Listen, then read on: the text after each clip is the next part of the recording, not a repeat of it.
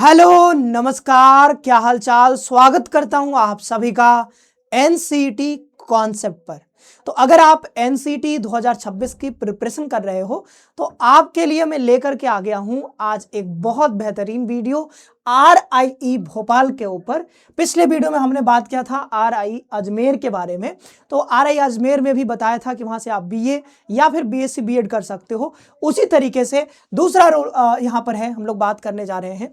यहां से भी आप बीए या बीएससी बीएड कर सकते हो। ध्यान रखिएगा, यहाँ पे बीकॉम बीएड नहीं होता है, सिर्फ या तो बीए बीएड होगा या तो आप यहाँ से बीएससी बीएड कर सकते हो। तो अगर आप भी चाहते हो बीएससी बीएड या फिर बीए बीएड में एडमिशन लेना तो एनसीईटी के थ्रू बहुत बढ़िया इंस्टीट्यूट में आप जा सकते हो। इसका नाम है आरआईई भोपाल। ठीक है, आपने सुना होगा कि भाई आप बीएससी बीएड के लिए एनआईटी आईआईटी में भी जा सकते हो, लेकिन बीए बीएड के लिए मुझे लगता है कि सबसे बढ़िया जो इंस्टीट्यूट हो सकता है वो आरआईई ही है। और वो अजमेर के बारे में बता दिया है, आरआई भोपाल के बारे में आज हम लोग बात करने जा रहे हैं। और यहां से आप बीएससी बीएड भी कर सकते हो, बहुत बड़ा इंस्टीट्यूट है और इसके बारे में हम आज डिटेल में हर एक चीज बताएंगे आपको। एडमिशन प्रोसेस क्या होता है, कैसे आप यहाँ पे एडमिशन ले सकते हो, एलिजिबिलिटी क्राइटेरिया क्या है, चाहे वो बीएससी बीएड के लिए हो चाहे वो बीए बीएड के लिए हो, कौन कौन से मेजर सब्जेक्ट्स हैं जिसमें आप एडमिशन ले सकते हो, हॉस्टल फैसिलिटी मिलती है नहीं मिलती है, कितनी फी लगती है, प्लेसमेंट होगा नहीं होगा, इन तमाम मुद्दों पे आज हम लोग बात करने वाले हैं, कुछ भी नहीं छोड़ने वाले हैं, यानी कि बहुत डिटेल्ड वीडियो होने वाली है। तो आज चलते हैं इसके ऊपर बात करते हैं आरआई भोपाल के ऊपर। लेकिन अगर आप हमारे चैनल पर नए हो तो चैनल को पहले आप सब्सक्राइब कर लो और बेल नोटिफिकेशन भी प्रेस कर लो, क्योंकि यहां पर एनसीईटी से रिलेटेड हर एक अपडेट मिलता है और यूनिवर्सिटी से रिलेटेड हर एक अपडेट भी यहाँ पर हम लोग देते रहते हैं। और हम लोग आपको पता होगा कि तैयारी भी करवाते हैं एनसीईटी की। तो आप हमारे बैच में जुड़ सकते हो, श्योर सिलेक्शन बैच, जहाँ से BA BEd BSc BEd BCom BEd इन सब की तैयारी आप कर सकते हो। सिंपली आपको यहाँ पर सीयूटी कॉन्सेप्ट प्ले स्टोर से डाउनलोड करना हमारा एप्लीकेशन और देन आप तैयारी शुरू कर सकते हो। और मैं एक और चीज बता दूं कि अभी हमारा कॉन्सेप्ट फेस्टिवल चल रहा है और ये 31 दिसंबर तक चलेगा। ठीक है, 31 दिसंबर तक। तो अगर 31 दिसंबर तक हमारे किसी भी कोर्स में आप ऐड होते हो, चाहे वो बीए बीएड हो, बीएससी बीएड हो, बीकॉम बीएड हो, या फिर इवन हमारे जो सीयूटी के कोर्सेस हैं या फिर सीयूटी पीजी के कोर्सेस हैं, किसी भी कोर्स में अगर ऐड होते हो तो वहां पर आपको 25% का भी डिस्काउंट मिल रहा है। तो बहुत बढ़िया मौका है, आप हमारे साथ जुड़ करके ऑनलाइन माध्यम में घर बैठ करके पूरी तैयारी कर सकते हो। चलो वीडियो को आगे बढ़ाते हैं, आ जाते हैं मेन मुद्दे पे। तो आरआई भोपाल में जैसा बताया कि यहाँ पे बीएससी बीएड होगा और बीए बीएड होगा, बीकॉम बीएड नहीं होता है, ध्यान रखिएगा। तो इनमें से यहाँ पर बीएससी बीएड बीए बीएड, तो अगर आप इन दोनों के लिए तैयारी करना चाहते हो तो आपके लिए बहुत बढ़िया ये डेस्टिनेशन हो सकता है। ठीक है, मतलब यहाँ पर आप पढ़ सकते हो, बढ़िया से 4 साल का कोर्स कर सकते हो। ये आपको कैंपस दिख रहा है, ये एरियल व्यू है कैंपस का।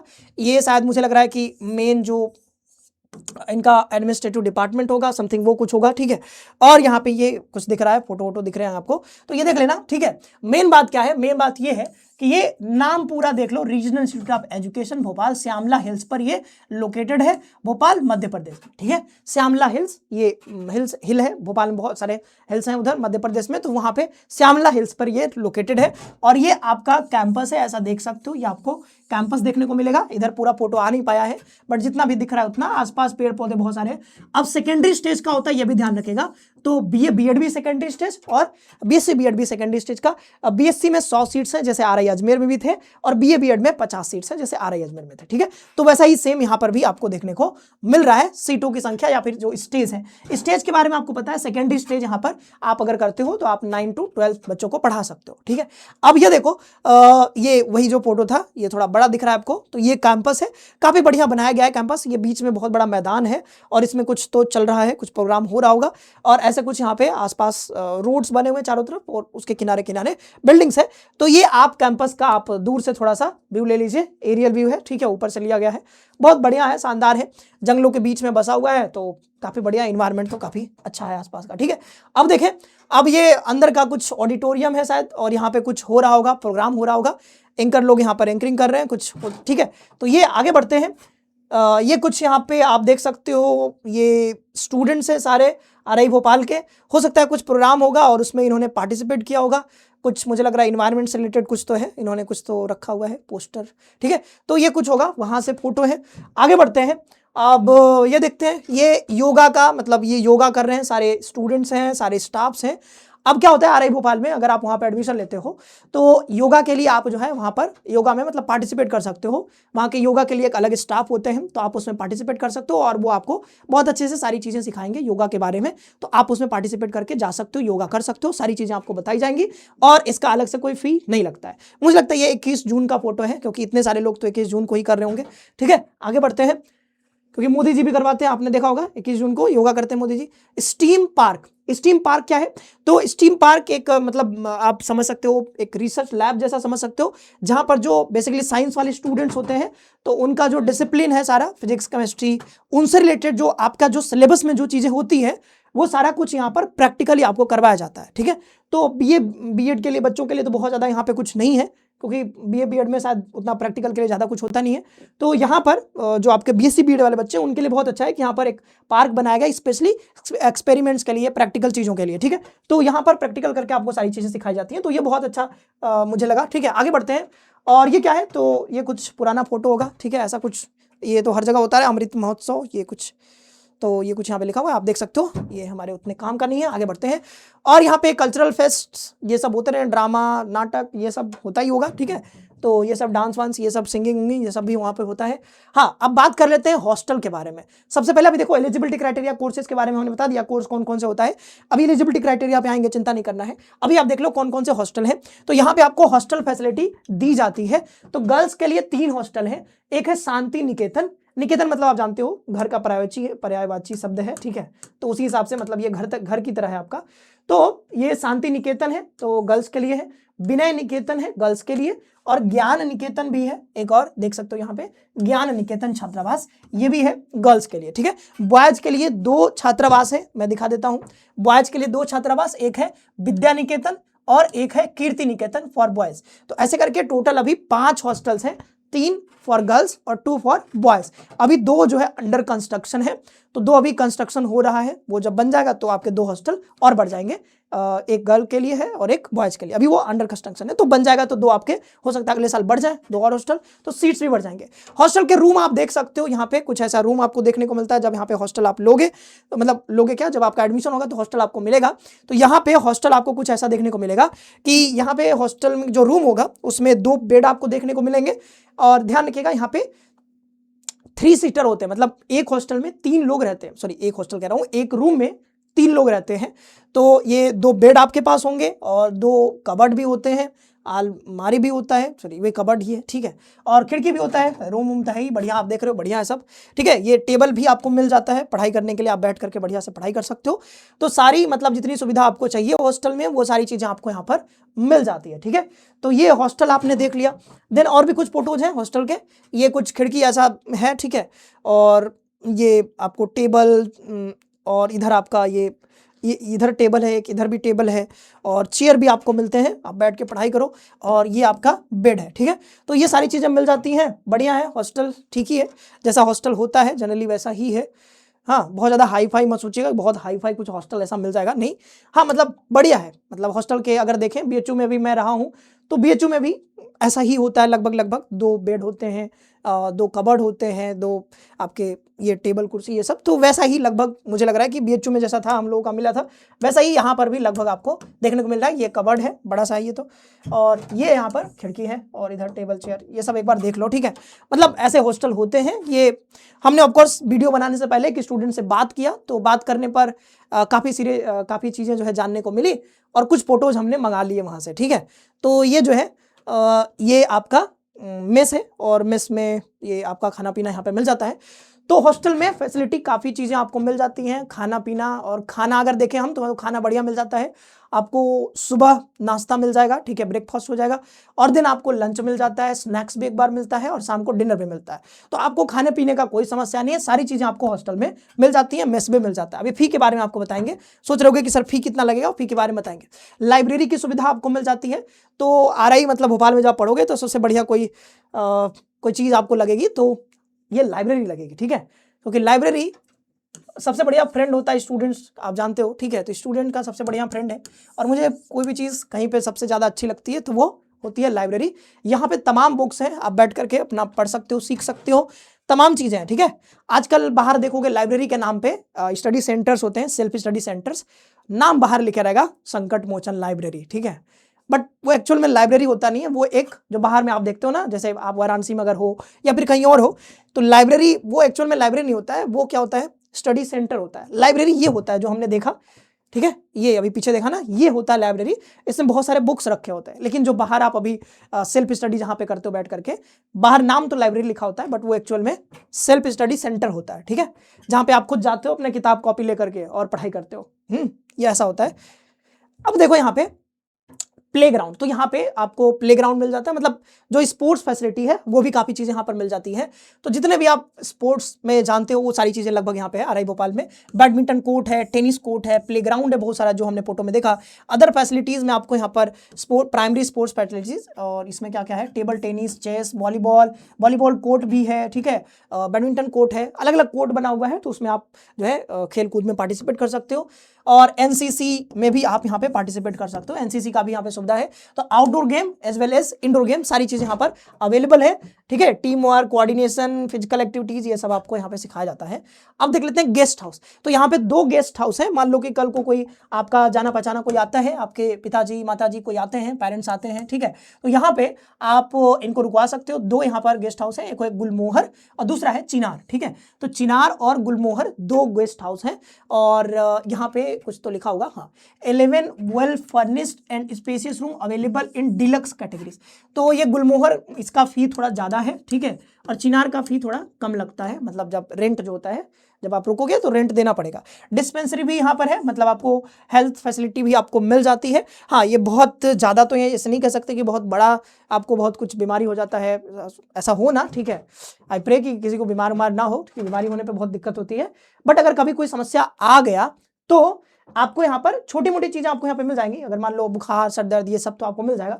लेकिन कुछ और ज़्यादा कुछ हो गया तो आपको थोड़ा यहाँ पे हो सकता है कि उतना आपको फैसिलिटी ना मिल पाए। लेकिन छोटी मोटी जो बीमारियां होती हैं, हमको छोटे मोटे जो हेल्थ इश्यूज होते हैं, वो सब यहाँ पे आपको सॉल्व हो जाएगा, ठीक है। आगे बढ़ते हैं।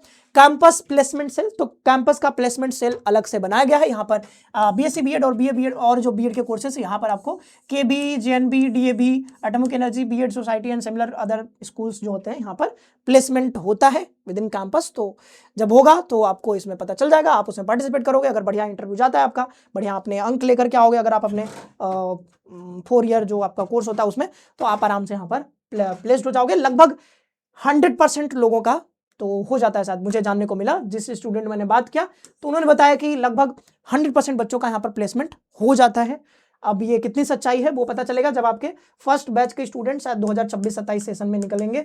तो 4 ईयर बीए बीएड जो होता है, तो जो 2022 से शुरू हुआ है आपका, सॉरी 2023 से जो हुआ है, 4 year integrated teachers education programme. तो जो बीए बीएड के जब बच्चे निकलेंगे 2026-27 में, इनका पहला जब कंप्लीट होगा, तो देखना होगा कि भाई कितने लोगों का प्लेसमेंट, कहाँ कहाँ प्लेसमेंट लगा है।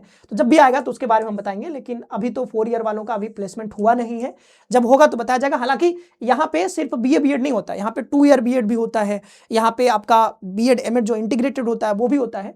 तो वो सब यहाँ कोर्सेस अवेलेबल है। लेकिन उनका RIECEE जो हमने कल भी वीडियो बनाया था अजमेर वाले में, तो RICEE जो होता है, इसके थ्रू आपका यहाँ पर होता है दूसरे जो बीएड के कोर्सेस है। लेकिन ये जो 4 ईयर इंटीग्रेटेड बीएड प्रोग्राम है, इसमें जो एडमिशन होता है वो आपका एनसीटी के थ्रू होता है। तो आपको यहाँ पहुंचने के लिए एनसीटी का एग्जाम देना होगा, जिसकी तैयारी हम लोग भी करवाते हैं। तो आप हमारे साथ जुड़ करके तैयारी भी कर सकते हो। तो चलो, ये सारी बातें रही हॉस्टल फैसिलिटी के बारे में, और जो स्पोर्ट्स फैसिलिटी, लाइब्रेरी, वो मेडिकल फैसिलिटी, वो सब हमने बता दिया। अब देखते हैं भाई यहाँ पर कि सीट्स कितने हैं। तो सीट्स हमने बताई दिए, 100 सीट्स होते हैं टोटल, और बीए बीएड में 50 सीट्स होते हैं। बीएससी बीएड में 100, 10% ईडब्ल्यूएस के लिए यहाँ पर रिजर्व रहते हैं। अब मैंने जैसा बताया कि यहाँ पर बीए बीएड जो 2 साल का होता है, एमएड और यहाँ पर बीएड एमएड, ये जो कोर्स है ये भी है, लेकिन इनका एडमिशन RIECEE के थ्रू होता है। तो RI भुवनेश्वर समथिंग वो एग्जाम अलग से होता है इनका, ठीक है। तो वो देखा जाएगा बाद में, अभी उनका नहीं आया है, बाद में आ जाएगा, ठीक है। तो ये वन विहार नेशनल पार्क, यहाँ पे देखो रीजनल इंस्टीट्यूट भोपाल है, इसके बगल में ही है, ठीक है। और ये क्या है, इधर बगल में भारत भवन समथिंग लिखा हुआ है, ठीक है, जो भी है। मोती मस्जिद यहाँ पे है, ठीक है। ये सब आप घूम सकते हो प्लेसेस, जब आप एडमिशन लोगे तो आप यहाँ पे घूमना, ठीक है। आगे बढ़ते हैं। ये रहा, अब देख लेते हैं भाई यहाँ पर इंटीग्रेटेड टीचर्स एजुकेशन प्रोग्राम, कुछ चीजें हैं बीएससी बीएड के लिए, बीए बीएड के लिए बता देते हैं भाई कौन कौन यहाँ पर एडमिशन ले सकते हैं, कौन कौन से मेजर सब्जेक्ट्स यहाँ पर अवेलेबल है। डेट ऑफ काउंसलिंग, ये काउंसलिंग का जो है वहां से हमने निकाला है। Regional institute of education Bhopal offers ITP BSc BEd, तो ये बीएससी बीएड है यहाँ पे। और सेकेंडरी स्टेज का है ये बता ही दिया था। The ITP BSc BEd secondary stage 4 year integrated major dual major degree programme. तो डुअल मेजर डिग्री होता है मतलब इसमें आपको डिसिप्लिन भी पढ़ाया जाता है और साथ ही साथ आपको टीचर वाले जो होते हैं सब्जेक्ट्स वो तो आप पढ़ते ही हो, ठीक है, एजुकेशन वाले।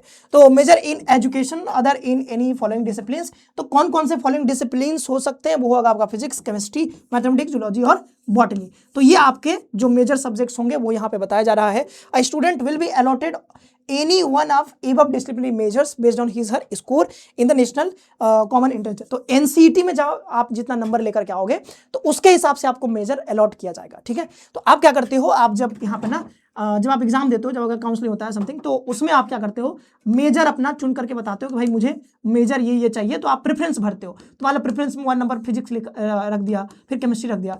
तो फिर क्या होता है कि आपका जितना नंबर आया होगा, ठीक है, उसके हिसाब से एनसीटी में जो नंबर आएंगे, ठीक है, जो भी डिसिप्लिन्स है उसमें जितने नंबर आएंगे उसके हिसाब से फिर आपको मेजर अलॉट किया जाता है। तो मान लो फिजिक्स में आ गया आपको, मतलब उसमें उसके फिजिक्स मेजर में आके नंबर अगर कट ऑफ पार करते हैं तो फिर आपको फिजिक्स मिलेगा, नहीं तो फिर केमिस्ट्री मिलेगा। जिस हिसाब से आप प्रेफरेंस दोगे उसके हिसाब से आपको एक मेजर चुनना होता है, वो मेजर आपको यहाँ पर अलॉट कर दिया जाएगा, ठीक है। वैसे होता है स्टूडेंट हु है pass class 12th in science stream. देखो अब कौन से बच्चे ले सकते हो, तो यहीं पे एलिजिबिलिटी बता दिया गया कि साइंस स्ट्रीम से आप पास हो बीएससी बीएड करने के लिए, और having physics, chemistry, mathematics, zoology, botany, ये इन द कॉम्बिनेशन, यानी कॉम्बिनेशन में ये सब होना चाहिए। मान लो कोई बच्चा पीसीएम से पढ़ा है क्लास 12 तो ले सकता है, कोई पीसीबी से पढ़ा है तो वो भी यहाँ पर एडमिशन ले सकता है, ठीक है। अप्लाई करने के लिए एलिजिबल रहोगे, क्योंकि मतलब ऐसा नहीं कि आपके पास सारे होने चाहिए, कोई भी रहेगा तो आपका काम चलेगा, मतलब कॉम्बिनेशन में ये सारे सब्जेक्ट्स आपके पास होने चाहिए, ठीक है। तो एनी डिसिप्लिनरी मेजर, ठीक है, इसमें से कोई होना चाहिए। देन यहाँ पे देखें, they must have appeared at least at the test in any 3 from physics, chemistry, mathematics, zoology, botany. तो इसमें से किसी में 3 में आपको अपीयर करना पड़ेगा एनसीईटी के एग्जाम में। अगर आपको बीएससी बीएड करना है तो या तो आपके पास फिजिक्स, केमिस्ट्री, मैथ्स हो, या फिर आपके पास फिजिक्स, केमिस्ट्री, जूलॉजी हो, या फिर बॉटनी हो। तो 3 डोमेन आपको लेना होगा। डोमेन आपको पता है कि 3 डोमेन आपको चुनने होते हैं, तो 3 डोमेन में से इसी में से कोई 3 आपके पास होना चाहिए। तो domain subject in the NCET conducted by the national testing agency, ठीक है। तो इसमें आपको ये 3 चुनने होंगे एज ए डोमेन। देन हम बात करते हैं candidate must have secured at least 50% marks in aggregate और equivalent grade in class 12th। तो क्लास 12th में आपके पास 50% मार्क्स भी होने चाहिए, और कौन कौन से डिसिप्लिन आपको डोमेन में लेने हैं, कौन से 12th में होने चाहिए, ये सारी चीजें यहाँ पर आपको बता दी गई हैं। आगे बढ़ते हैं, कुछ और इंपॉर्टेंट चीजें हैं। Admission to the programme will be based on NCT 2025। तो ये 2025 का है, 26 का आएगा आपको बाद में बताया जाएगा, लेकिन अभी 2025 का जो डेटा है उसके हिसाब से total score secured by the candidate in the all 7 subjects. यानी लैंग्वेज लेना होगा, 2 language, teaching aptitude, general aptitude test हो गया, जनरल टेस्ट, और 3 आपके डोमेन स्पेसिफिक सब्जेक्ट जो कि पीछे बताया गया, उसमें से 3 आपको चुनने होंगे। Then if a candidate is absent in NCT test any of the 7 subjects, यानी देखो अगर क्या होता है कि आप 7 सब्जेक्ट्स आपके पास दिए गए हैं, तो कोई अगर मान लो कि कोई लैंग्वेज हो गया, तो लैंग्वेज में आप मान लो अटेम्प्ट ही नहीं करते हो, कोई भी क्वेश्चन अटेम्प्ट नहीं करते हो, तो आप यहाँ पे एडमिशन लेने के लिए अनएलिजिबल हो जाओगे। इनएलिजिबल, अनएलिजिबल जो भी होता है अंग्रेजी में, जो भी होता होगा, तो यहाँ पर जो है आप अर्हता जो है आपकी वो खत्म हो जाएगी। मतलब आपको 7 अगर टेस्ट पेपर है तो 7 में आपको अपीयर होना है, यानी कि 7 टेस्ट पेपर में आपको अटेम्प्ट जरूर करना है क्वेश्चन, ठीक है। अब देखिए यहाँ पर the candidate are required to give their choices of dual major programme clearly mentioning in order of preference of the disciplinary major. तो आपको यहाँ पर क्या करना होगा, ये जैसा बताया ना कि आपको मेजर सब्जेक्ट्स के क्या देने होंगे, प्रेफरेंस देने होंगे। तो जो आपको फिजिक्स अच्छा लगता है तो फिजिक्स ऊपर रखोगे, केमिस्ट्री तो केमिस्ट्री, जो भी आपको रखना उसको ऊपर रखोगे, देन अपने ऑर्डर में आप इसको बता दोगे। The candidate are required to select 1 minor subject from the above mentioned subjects other than the major. पहले मुझे जैसा बताया, मैंने स्टूडेंट से बात किया तो उन्होंने बताया कि पहले आपको मेजर चुनना होता है, जब आपका एडमिशन हो जाता है तो आपको वहाँ पर माइनर सब्जेक्ट देखने को मिलता है, ठीक है। तो माइनर सब्जेक्ट आपको मिल जाएगा, जैसे मान लो फिजिक्स लोगे, फिजिक्स आपका मेजर हो गया और माइनर में हो सकता है जूलॉजी आपको मिल जाए, जो भी आपको मिलेगा उस हिसाब से यहाँ पर applicants are submit application are to be submitted. तो ये इनका वेबसाइट है, अभी वेबसाइट के बारे में अभी जान के क्या करोगे, बाद में जब फॉर्म आएगा तब बताया जाएगा आपको। Candidate seeking admission have non refundable fee. अब क्या होगा कि जब आप एनसीटी का एग्जाम देते हो उसके बाद यहाँ पर आपको काउंसलिंग करवाना होता है, तो काउंसलिंग के समय आपको 1000 फी देना होगा, नॉन रिफंडेबल होता है, एडमिशन हो चाहे ना हो 1000 रुपये आपका लग जाएगा, ठीक है। जनरल अनरिजर्व्ड ओबीसी ईडब्ल्यूएस के लिए 1000 और बाद बाकी एससी एसटी पीडब्ल्यू के लिए 500 रुपये, ठीक है। स्टेप्स फॉर पेमेंट थ्रो, तो यहाँ पर क्या होगा कि पहले आपको मध्य प्रदेश ये जो है यहाँ पर इंस्टीट्यूशन एजुकेशनल, ये मतलब RI भोपाल में आपको यहाँ पर गो सेलेक्ट ये सब बताया गया, ये सब उतने काम का नहीं अभी। Candidate should regularly check the, ठीक है। Total number of seats available for, ये है 100 सीट्स हैं, आपको पता ही है इसमें क्या, ठीक है। आगे बढ़ते हैं। अब क्या disciplinary major details for the seat matrix are given in table 1। Table 1 अभी हम आगे देखेंगे। यहाँ पे देखो क्या लिखा है, ITP बीएड, अच्छा ये BA बीएड आ गया, BA बीएड, तो सेकेंडरी स्टेज का BA बीएड के बारे में आप जान लो। BA बीएड यहाँ पर है, is a 4 year dual major degree programme, आप जानते हो। इसमें जो आपको ध्यान रखना है, जो मेजर आपको डिसिप्लिन्स आपको मिलेंगे वो इंग्लिश है, हिंदी है, गुजराती है, मराठी है, उर्दू है, हिस्ट्री, पॉलिटिकल साइंस, ज्योग्राफी और इकोनॉमिक्स है। अब वही बात सारी चीजें हैं कि इसमें से कोई भी आप चुन सकते हो, मेजर अपना मेजर जो सिलेक्ट करना होगा उसके हिसाब से आप मेजर ऑर्डरिंग करके दे दोगे। और आपके पास जो होना चाहिए क्लास 12th में वो इसमें से कोई होना चाहिए, English, Hindi, Gujarati, Marathi, Urdu, history, political science, geography, economics, तो इसमें से कोई भी आपके पास होना चाहिए। अब ये जरूरी नहीं कि आप अगर ज्योग्राफी में लेना चाहते हो तो आपके पास ज्योग्राफी होना चाहिए 12th में, ऐसा बात नहीं है।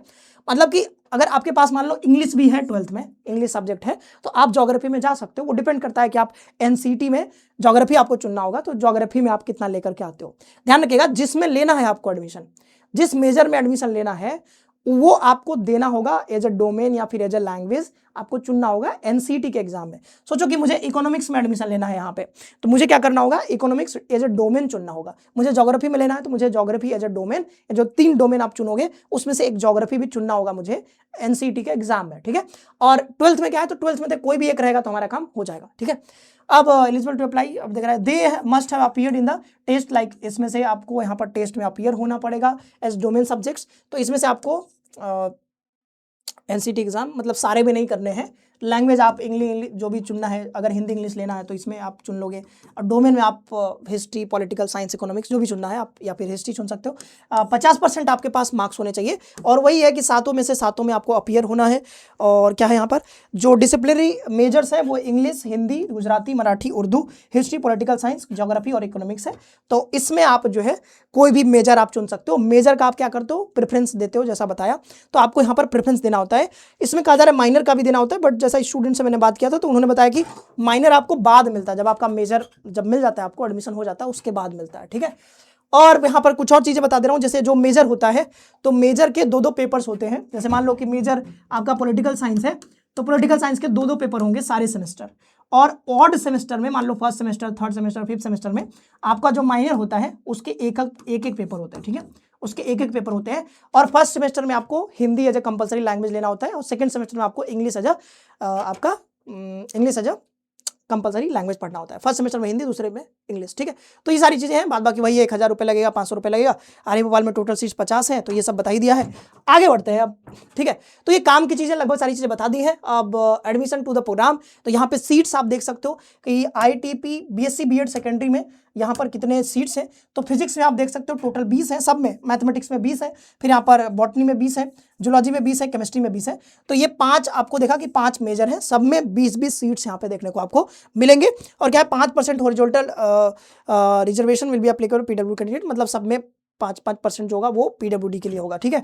और क्या है 20 सीट्स फॉर ईच मेजर, ठीक है, सारे मेजर के लिए 20 सीट्स है। BA BEd के लिए देख सकते हो यहाँ पे इंग्लिश लिटरेचर में टोटल है 7 सीट्स, हिंदी लिटरेचर में टोटल 7 सीट्स, ऐसे करके आप यहाँ देख लो, Gujarati, Marathi, Urdu, history, political science, geography, economics, तो टोटल यहाँ पे मिलाकर के 50 सीट्स है। और आप देख सकते हो कि भाई कितने सीट्स हैं सब में अलग अलग, चाहो तो स्क्रीनशॉट भी ले सकते हो। अब बात करते हैं eligibility and minimum educational qualification for ITP BSc BEd, ठीक है। तो जैसे बताया कि 50% आपके पास होने चाहिए, क्लास 12th में साइंस स्ट्रीम में ये सब आपके पास होना चाहिए, बता ही दिया है। The must have passed physics, chemistry, NCT exam में ये सब चुनना आपको जरूरी है, 3 डोमेन जो चुनोगे। Proof of having pass class 12th and having secured requisite marks must be submitted at the time of submission application, मतलब जो मांगा जाएगा एप्लीकेशन टाइम पे वो सब भर देना होता है, कोई समस्या नहीं है। The candidate should have appeared in class 12th examination for the first time. देखो तो यहाँ पर क्या बात है कि भाई अगर 2025 में एडमिशन आपको अगर लेना होता है, ये 2025 के लिए ना, तो 2025 में अगर आपको एडमिशन लेना है तो आप 2023 में, 24 में और 25 में अगर पास आउट हो तो आप यहाँ पर एडमिशन ले सकते हो, कोई समस्या नहीं। लेकिन अब हम बात कर रहे हैं 2026 की, तो मान लो कि 2026 में आप अपीयरिंग हो, ठीक है, यानी 2026 में अभी फरवरी में आप एग्जाम दोगे, जो भी आपका एग्जाम होगा उस टाइम पे आप पास हो गए, तो 2026 में जो बच्चे पास करेंगे और जो 2024 में पास कर चुके हैं और जो 2025 में पास कर, ये बच्चे इसमें एलिजिबल रहेंगे 2026 के लिए, मतलब अभी जो आएगा सेशन उसमें एडमिशन लेने के लिए। तो कोई बच्चा अगर 2023 में पास आउट है तो वो इस बार यानी 26 में वो एडमिशन लेने के लिए एलिजिबल नहीं है, यानी कि जिनका गैप 3 साल से ज़्यादा हो गया है भाई वो नहीं ले पाओगे आप एडमिशन। जिनका गैप 2 साल है 2024-25 यानी 2 साल गैप है, अभी 2026 में आप लोगे तो ले सकते हो, लेकिन जो 2023 में पास आउट है वो अब यहाँ पे एडमिशन नहीं ले पाएगा 2026 में। तो ये ध्यान रखने वाली बात थी, तो वो मैंने आपको बता दी। इसलिए गैप सर्टिफिकेट आपको बनवाना होता है, बनवा लीजिएगा अगर आपको यहाँ पे एडमिशन लेना है। ये क्या है, बीए बीएड के लिए, तो बीएससी बीएड का था शायद पीछे, ये बीए बीएड का सब वही है, ठीक है, जो सब पीछे बता दिया, 50% मार्क्स होने चाहिए। और यहाँ पर वही बात है कि इसको आप या जो बच्चे 2024 में पास आउट हैं और जो 2025 में पास आउट हैं और जो 26 में पास होंगे, यानी जो अभी अपीयरिंग है वो सारे बच्चे एलिजिबल हैं। बाद बाकी जो 2023 2022 में पास आउट होंगे वो सब एडमिशन नहीं ले पाएंगे। अब बात कर लेते हैं फी के बारे में, तो फी एकदम पूरा देख सकते हो। अगर आपको हॉस्टल मिलता है, अगर आप हॉस्टल में रहते हो, देखो हॉस्टल में रह सकते हो, आप बाहर भी रह सकते हो, लेकिन अगर हॉस्टलर हो आप तो यहाँ पर आपको जो फी देना पड़ेगा वो यहाँ पे दिख नहीं रहा है साफ साफ, 24,000 है ये, ठीक है, 24,545। कितना है, 24,545 रुपए आपको देना पड़ेगा। ये साल भर का फीस है, ठीक है, साल भर का फीस है। इसमें हॉस्टल खाने पीने का नहीं, मतलब हॉस्टल का और जितने फी होता है आपका वो सब मिला करके ये 1 साल का फी है। लेकिन साथ ही साथ आपको मेस का चार्ज अलग से देना पड़ेगा। मेस का चार्ज आता है आपका 14,100 रुपीज लगभग, और ये जो आता है ये आपका 6 मंथ का आता है, मतलब 1 सेमेस्टर का है, ठीक है, पर सेमेस्टर। तो पर सेमेस्टर 14,000 रुपये आपको एक्स्ट्रा और देने पड़ेंगे। खाने पीने का जो हमने बताया ना कि आपको मतलब स्नैक्स, ब्रेकफास्ट, डिनर, लंच, वो सब जो मिलेगा, उसके लिए जो 6 मंथ का टोटल जो फी है वो 14,100 रुपये। कितना है, 14,100 रुपये लगभग है। ये पर सेमेस्टर यानी 6 महीने का है, तो लगभग 6 से भाग दे दोगे तो 1 महीने का कितना आएगा, 6 दूना 12, मतलब समथिंग 2,000 प्लस जो भी आएगा, ठीक है। तो बहुत ज़्यादा तो नहीं लग रहा है, क्योंकि आप जब बाहर रहते हो तो खाना अगर बाहर से खाओगे तो आपका 4,000 के आसपास पड़ जाता है अगर बाहर से खाते हो। तो यहाँ पर बहुत ज़्यादा तो नहीं कहेंगे हम, ठीक है, क्योंकि बीएचयू में इससे ज़्यादा फी आपको लग जाती है खाने पीने के लिए, मेस का चार्ज होता है। तो 14,100 रुपये 6 मंथ के लिए है, और ये 24,545 रुपये अगर हॉस्टलर हो तब, और अगर नॉन हॉस्टल हो तो 13,545 है। अगर आप SC ST PWD कैंडिडेट हो तो 9,000, हॉस्टलर हो तो 9,545 है, और नॉन हॉस्टलर हो तो आपको 8,545 रुपये देना पड़ेगा। वैसे यहाँ पर ये क्या है, ये आपका BSc BEd के लिए है, तो फी यहाँ पर ये समथिंग शायद नहीं, ये थोड़ा ब्लर दिख रहा है, यहाँ पे आपको शायद साफ साफ दिख रहा होगा वहाँ से, बट यहाँ पे थोड़ा ब्लर दिख रहा है। 17,545 रुपये हॉस्टलर के लिए कितना है, 17,545 है। अब ये डिफरेंस कैसे आ रहा है, अच्छा ये BSc BEd था ऊपर ना, BA BEd BSc BEd semester wise fee. अच्छा एक सेकेंड यार, ये सेमेस्टर वाइज है, ये ईयरली फी है, ठीक है, ये ऊपर वाला ईयरली है, नीचे वाला सेमेस्टर वाइज फी है, और ये जो है ये आपका हॉस्टल का फी है। तो ये अलग से शायद हॉस्टल का फी बता रहे हैं, ठीक है, अलग से हॉस्टल का फी है, और नॉन हॉस्टलर के लिए कुछ यहाँ पे फी है पर semester, general OBC non hostellers, एक सेकेंड, हॉस्टलर्स फी, ये फी है किस चीज़ के लिए, सेमेस्टर वाइज फी, ये तो देखो ऊपर ईयरली फी है, तो सेमेस्टर वाइज फी क्यों बता रही है, ये शायद कुछ और होगा, लाइक ये शायद हॉस्टल का फी है, शायद मेस उसका कुछ चार्ज होगा, इसे बताया नहीं गया है, बट सेमेस्टर वाइज फी बस लिखा हुआ है। तो ऊपर जो फी है उसी पे ध्यान रखना, ये शायद मुझे लग रहा है वो 14,000 जो मैंने बताया ना पर सेमेस्टर, जो आपको मेस का चार्ज लगता है, शायद उसके बारे में बताया जा रहा है। फिर यहाँ पर जो है कंटेंट टेबल, ये क्या है, RI भोपाल, ये सब देख लेना, ये सब कुछ बताया गया है, फोन नंबर देख लेना, ये देखो वही सारी चीज़ें हैं। फीस फिर से बताया जा रहा है। यहाँ पे कुछ और भी कोर्सेज चलते हैं, ये भी आप पढ़ सकते हो। आगे बढ़ते हैं, जैसा मैंने बताया था यहाँ पर BEd MAd 3 साल का कोर्स होता है और BEd भी होता है, लेकिन ये सब RIE-CEE के थ्रू होता है, तो ये अभी आपको जानने की कोई बात नहीं है। RIE-CEE का जो एग्जाम होता है वो सब में होता है, यहाँ सब आप MAd का एग्जाम दे करके आप यहाँ पे एडमिशन ले सकते हो। फिर ये क्या है, एलिजिबिलिटी फॉर डिफरेंट प्रोग्राम्स, तो ये सब हमने बता ही दिया। 5% आपको रिलैक्सेशन मिलता है, जैसे 50% आपको लाने होते हैं ना, उसमें से SC ST PWD के 5% क्या है यहाँ पर छूट भी दिया जाता है, और ये सब बता ही दिया है आपको, वैसे ये खास नहीं है, सब बता दिया, पीछे पढ़ दिया है। यहाँ पे क्या है, 4 ईयर जो है आपका, ये क्या है, ये है किसके लिए, RI भोपाल के लिए ही होना चाहिए, ठीक है, ऐसा ही सेम तो वहाँ के लिए था RI अजमेर के लिए। ये सब रहने दो, ठीक है, पीछे जो बताया है उसी पे ध्यान रखो, 5% शायद मिलता होगा, ठीक है, ये रहने दो अभी आप। तो ये सारी चीजें हमने यहाँ पर बता दी आपको। तो आरआई भोपाल के बारे में मुझे लगता है कि बहुत डिटेल वीडियो ये हो गई है, काफी लंबी भी हो गई होगी कोर्स, लेकिन आप लास्ट तक देख रहे हो तो आपको काफी चीजें आपको समझ में आ गई होंगी। तो आरआई भोपाल के लिए जितनी भी चीजें थी वो सब हमने बता दी है। और अगर आप तैयारी करना चाहते हो, क्योंकि यहाँ तक पहुंचने के लिए आपको एनसीईटी का एग्जाम देना पड़ेगा, जो 4 year integrated teachers education programme है, उसमें एडमिशन लेने के लिए। तो अगर आप चाहते हो कि आपका एडमिशन यहाँ पर हो जाए तो आपको तैयारी करनी पड़ेगी बढ़िया से। तो उसके लिए आप हमारे कोर्स में जुड़ सकते हो। 25% का अभी डिस्काउंट चल रहा है, ऑफर चल रहा है, 31 दिसंबर तक आपको ये डिस्काउंट ऑफर मिलेगा। तो आप जल्दी से जल्दी ज्वाइन कर लीजिए और अपनी तैयारी करते रहिए। मिलते हैं नेक्स्ट सेशन में। आप सभी का बहुत बहुत धन्यवाद। खुश रहो, पढ़ते रहो और अपना ख्याल रखो।